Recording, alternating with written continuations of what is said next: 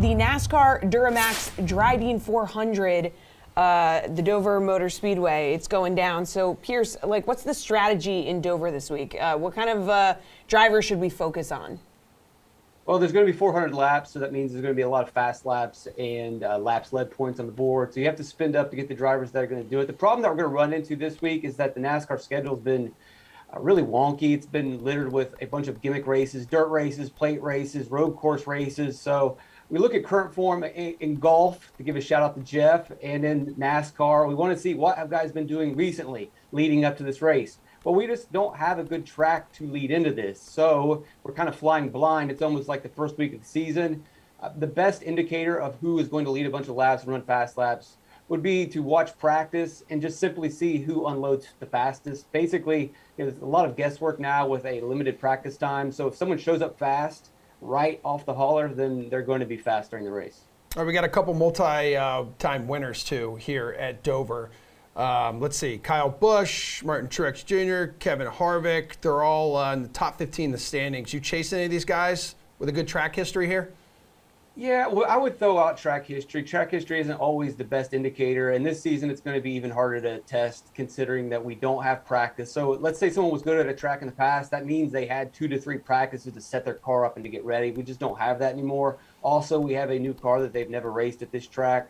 So that's going to kind of mess with track history. We also don't really have current form. The best indicator, like I mentioned, is who is guessing right in the garage the week up. So back at home in Charlotte or wherever they are building the car, did they guess right with their setup and their simulator? We'll find out. If they come out on Saturday morning and are fast, then yeah, Truex would be a guy to target. But if Truex's team doesn't guess well with the setup and they're too far off, then it'll be a no-go for me.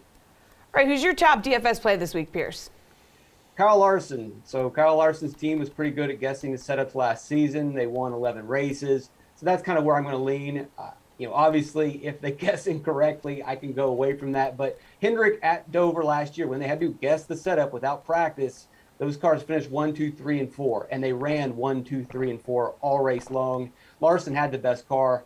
Just didn't have the right track position at the end of the race. I think he will, he may not win the race, but if we're looking at a guy who's going to lead a lot of laps and run a lot of fast laps, Kyle Larson has to be at the top of the list.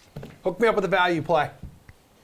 Harrison Burton, Todd Gilliland, give these guys every week. They haven't been great, but they haven't been awful. They are priced incredibly cheap. $5,000 for Harrison Burton in a quasi-Penske car is almost criminal.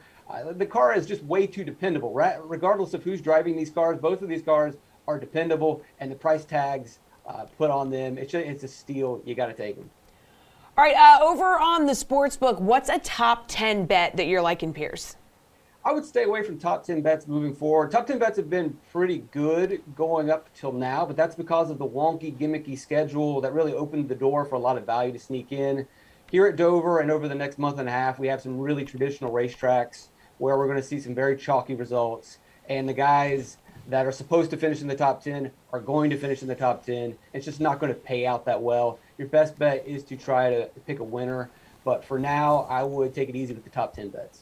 All right, before I get your pick to win here, I do have the first part of a statement that Jeff Ulrich has sent to me. He says, "Dear Pearce, I hope you enjoyed trash talking me last week on Twitter while your driver was busy getting 4 points less than mine. That's 2 in a row for the scrappy underdog. Hope you're not getting nervous." So you hooked me up with your pick to win this week as the gap is slowly closing between you and Mr. Ulrich. And then I will share with you Ulrich's pick to win this week at Dover. Well, Jeff's statement should have said 4 points fewer. But that's another story. Wow. Oh. English teacher. Wow. So Kyle Larson. Kyle Larson's the pick. Kyle Larson's the play. I hope he plays the same exact guy as me. All right, here we go. Jeff Ulrich's official statement. Dover is a mile-long oval race. I predict there will be little wreckage, but potential a wild finish. As such, for DFS purposes, those drivers with a great record on a 1 mile track should be heavily favored. Kind of the complete opposite here of what you said, Mr. Pearce Dietrich. I choose Joey Logano for my champion this week, Emerson and Jesse. Even though he has crashed a couple times this season, Logano has been a great has been great at Dover with 3 top 10s and a top 5 from last season. Pearce's crazy strategy last week of picking random drivers from way back will not work here. We need thoroughbreds this week, and Logano is just that. He's got the 5th highest driver rating this year and looks like a great bet at plus 1,200 on the trusty DK Sportsbook as well.